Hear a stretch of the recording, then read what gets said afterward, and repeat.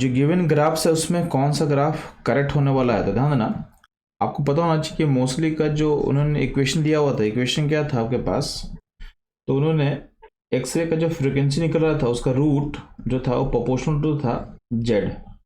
Z मतलब atomic number. तो इसको रिलेशन को हम देखें तो आपका, अगर इसको आप प्लॉट कर रहे हो, आप इसको वाई मानते हो, तो इसको आप प्रोपोर्शनल कांस्टेंट को अगर हम के बोल दें तो समथिंग जो होगा इक्वल टू समथिंग कांस्टेंट के इंटू जेड। तो ये जो होगा बेसिकली क्या होगा, स्ट्रेट लाइन होगा। इसको आप वाई मानोगे और इसको तुम जेड को एक्स मानते हो, तो ये एम के जो होगा एम की तरह होगा। तो यहाँ जो लाइन बनेगा आपका, ये बनेगा straight line passing through origin. तो अगर हम यहाँ इसको root we put frequency put करते हैं वाई एक्सिस पे और एक्स एक्सिस पे अगर हम जेड पुट करते हैं तो आपका ग्राफ कुछ ऐसा बनेगा। अब हमारा जो ग्राफ है ऑप्शन डी से मैच कर रहा है, तो इस क्वेश्चन का जो करेक्ट ऑप्शन होगा ये होगा ऑप्शन डी। तो बच्चों लोग इस तरह के क्वेश्चन के एनालिसिस के लिए हमारे साथ बने रहे। मिलते हैं हम लोग अगले क्वेश्चन में। बच्चों लोग इस क्वेश्चन में आपसे पूछा गया है कि आपके पास वाई एक्सिस पे फ्रिक्वेंसी है, उसका पावर एन लिया हुआ है, और एक्स एक्सिस पे जेड है, और यहाँ पे लाइन पासिंग थ्रू ओरिजिन दिखाया जा रहा है।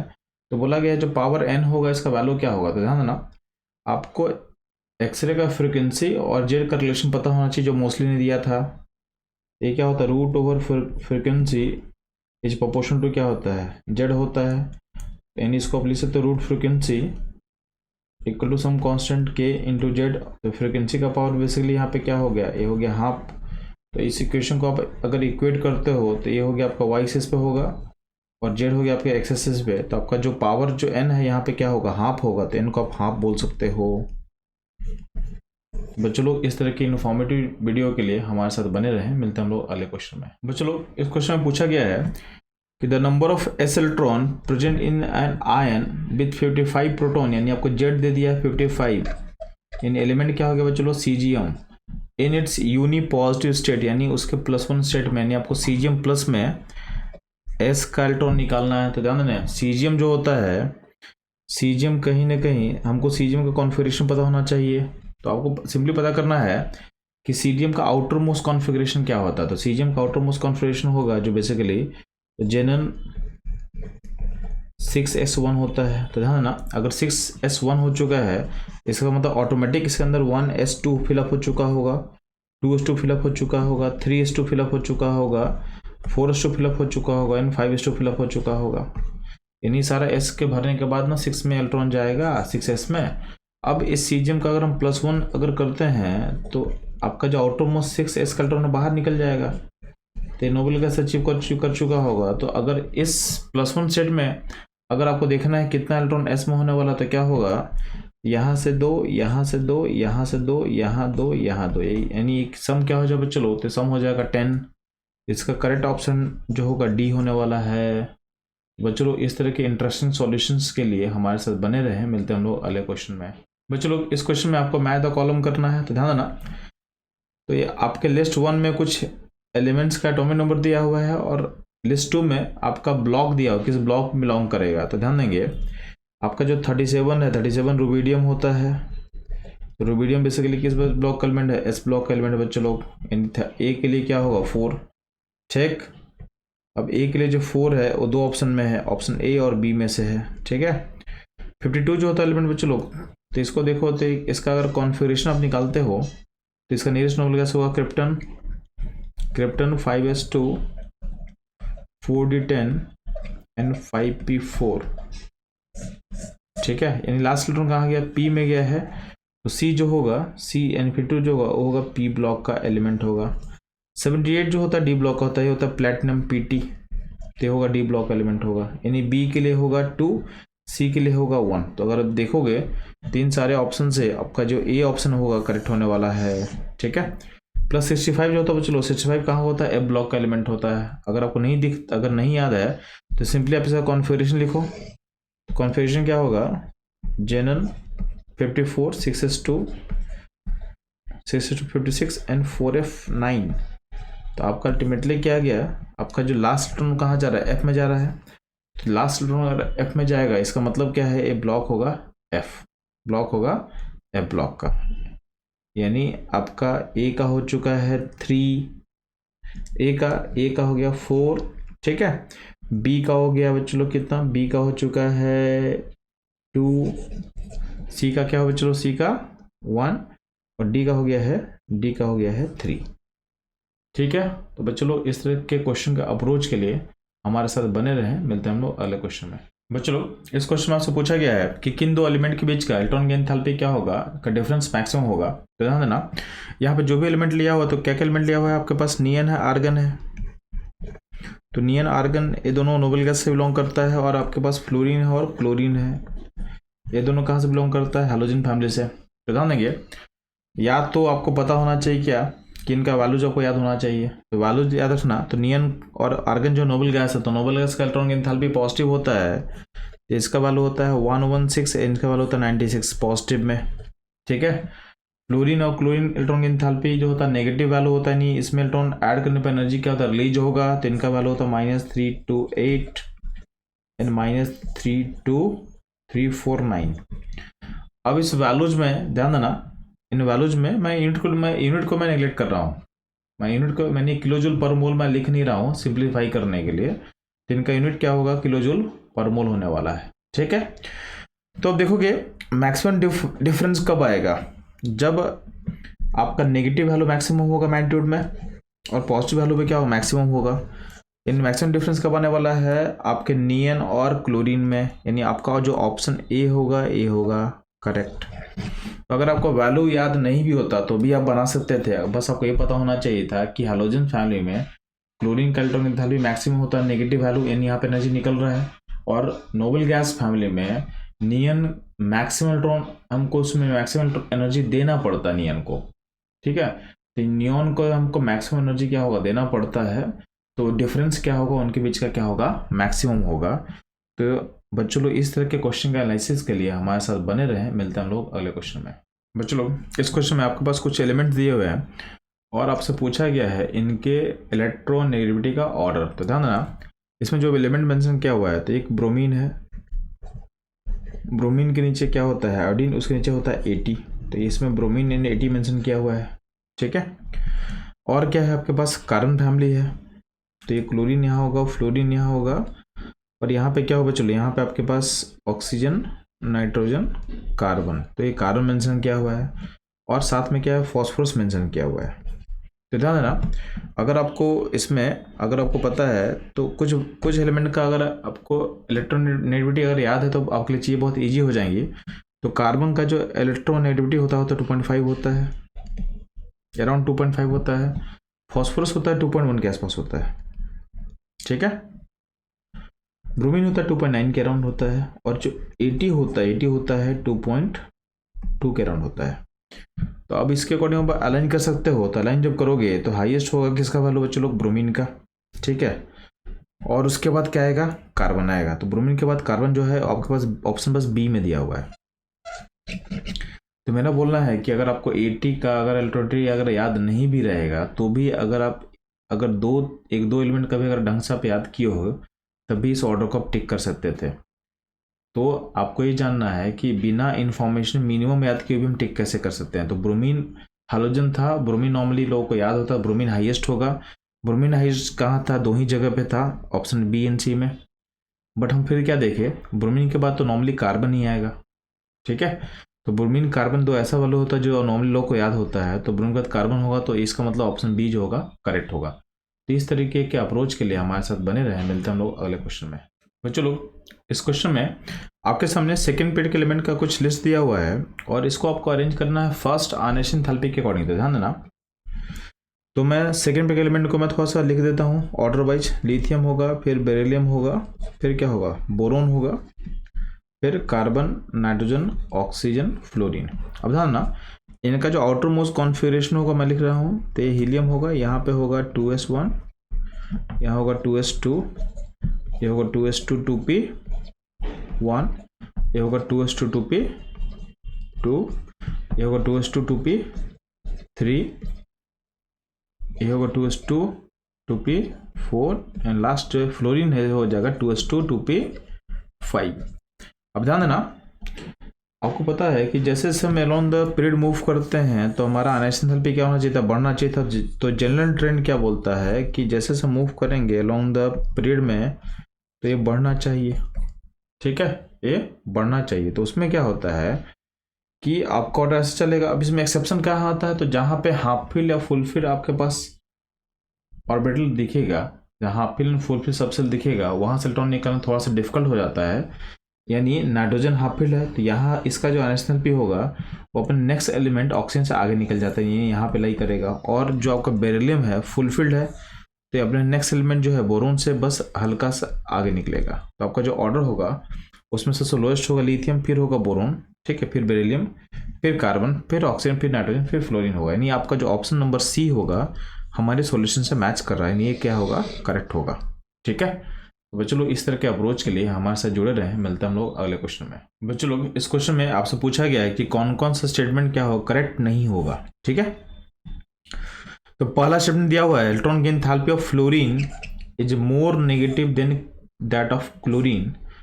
अब ध्यान देना, हमको पता है कि क्लोरीन का वैल्यू कितना होता है -349 और फ्लोरीन का वैल्यू कितना होता है -328। तो ज़्यादा नेगेटिव किसका वैल्यू क्लोरीन का है। और आपको ऐसे ही पता है कि अमोंग हैलोजन सबसे ज़्यादा इलेक्ट्रॉन की एंथैल्पी होता है क्लोरीन का। इसका मतलब आपका स्टेटमेंट ए क्या होगा, रॉन्ग होगा, ठीक है।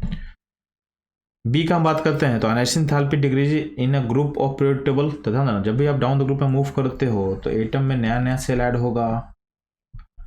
जब नया सेल का एडिशन होता है तो क्या होता है, इलेक्ट्रॉन दूर जा रहा होता है अपने न्यूक्लियस से, तो वहां से इलेक्ट्रॉन निकालना इजी होगा। तो अनाइसिन एंथैल्पी क्या होता है, डिक्रीज करता है, यानी स्टेटमेंट बी जो होगा वो सही होगा। अगला पॉइंट है the electronegativity of an atom depend upon the atom bonded to it. ये गलत है, यानी जो एटम से बॉन्डेड उससे इलेक्ट्रोनेगेटिविटी डिपेंड नहीं करता है।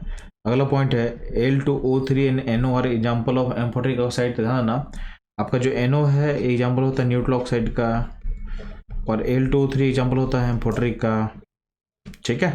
तो ये भी ऑप्शन डी फुल्ली करेक्ट नहीं है, तो भी क्या होगा, रॉन्ग। तो रॉन्ग ऑप्शन कौन कौन सा अपने पास बच्चे लोग, A C D, यानी अपना जो ऑप्शन सी होगा इस आंसर के लिए करेक्ट होगा, क्योंकि इस क्वेश्चन में हमसे पूछा गया था कि कौन सा इनकरेक्ट है।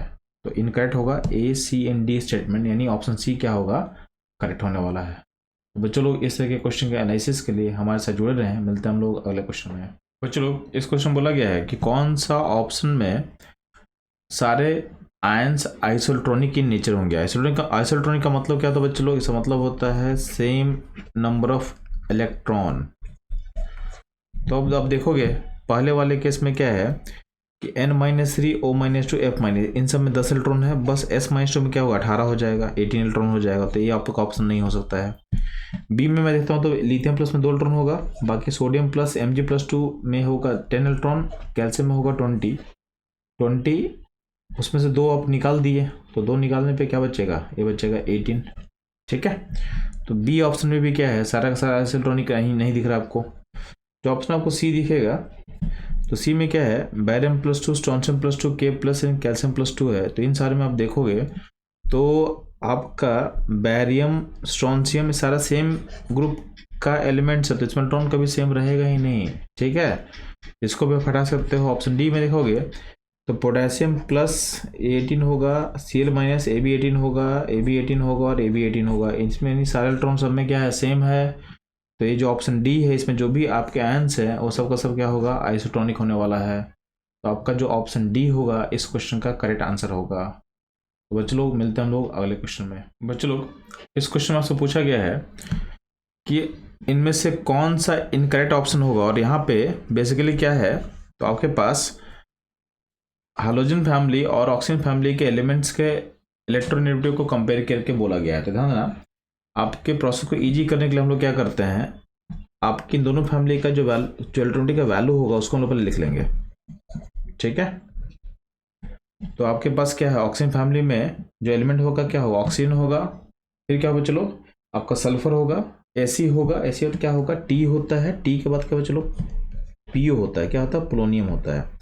तो वैल्यूज में ध्यान देना, वैल्यू जो होता है तो ऑक्सीजन का वैल्यू क्या होता है चलो 141 होता है, -141 होगा। सल्फर का वैल्यू क्या होगा चलो, ये होता है -200। नेक्स्ट जो Ac का वैल्यू होता है 195, ठीक है, -195। देन होता है -190, पीओ का वैल्यू क्या होता है बच्चों? तो पीओ का वैल्यू होता है -174। ठीक है, तो ये हो गया आपका ऑक्सीजन के वैल्यूज।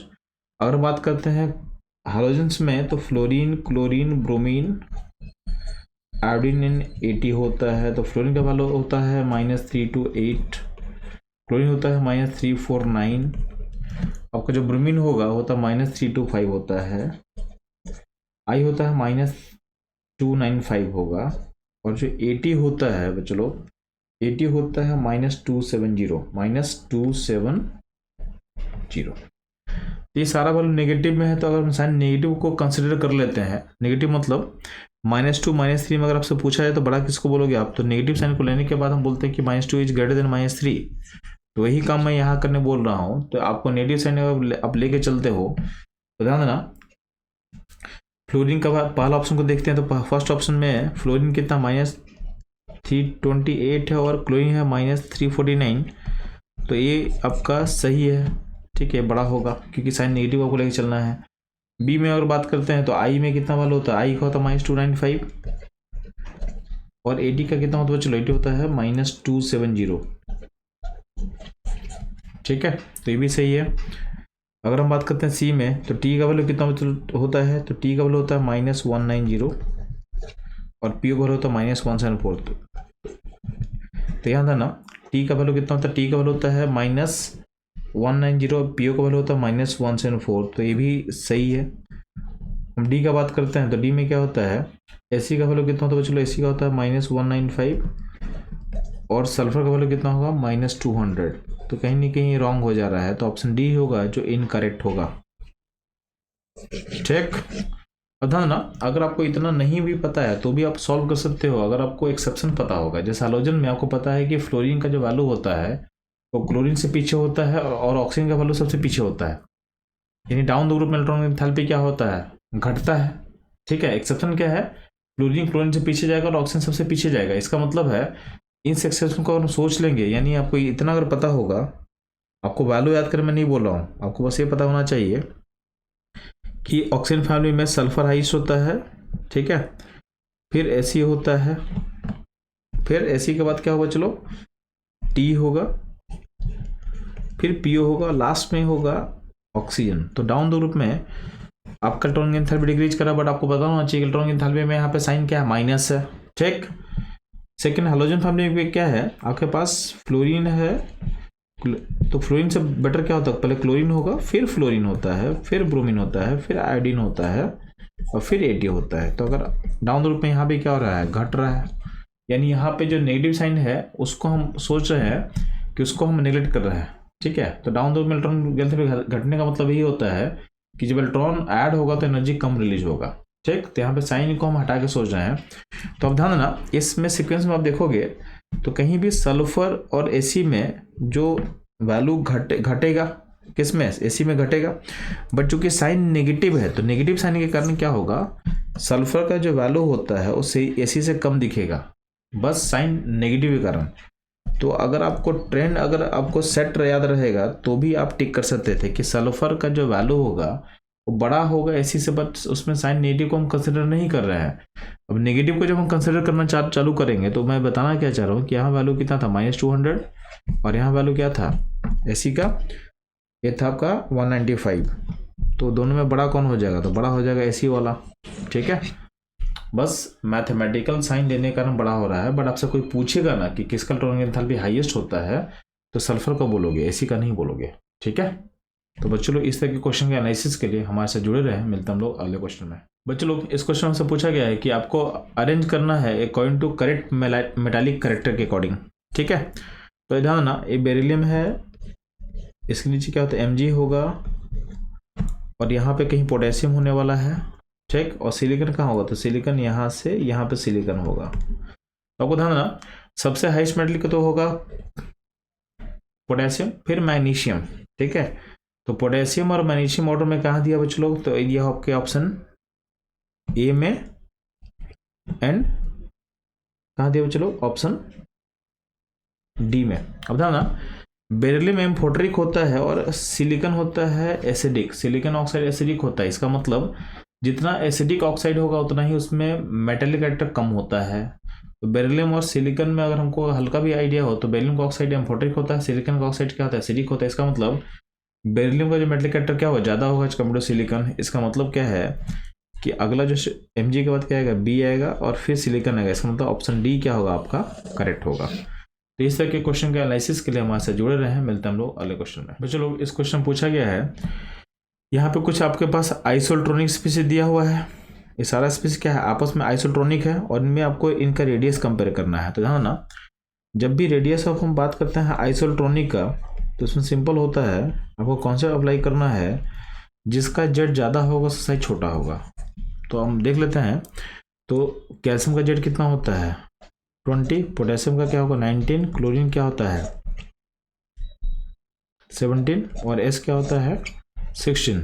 तो जिसका जेड ज़्यादा उसका साइज छोटा है, ठीक है, और जिसका जेड छोटा उसका साइज क्या होगा, बड़ा होगा। तो अब देखोगे इसके अकॉर्डिंग क्या है, जो आपका जो ऑप्शन ए है करेक्ट हो जाएगा, क्योंकि इससे जेड बड़ा सा साइज छोटा दिखाया हुआ ऑलरेडी। तो आगे हमको देखने की कोई ज़रूरत ही नहीं है। तो बस इस कॉन्सेप्ट पे आप क्वेश्चन बना सकते थे। तो बच्चों लोग मिलते हैं हम लोग अगले क्वेश्चन में। बच्चों लोग यहाँ पे एक असर्शन दिया हुआ है कि the first ionization enthalpy of 3d series element is more than that of group 2 element. ये सही है कि ग्रुप 2 का एलिमेंट्स क्या होता है, इलेक्ट्रॉन इजीली लूज करता है as compare to D block element.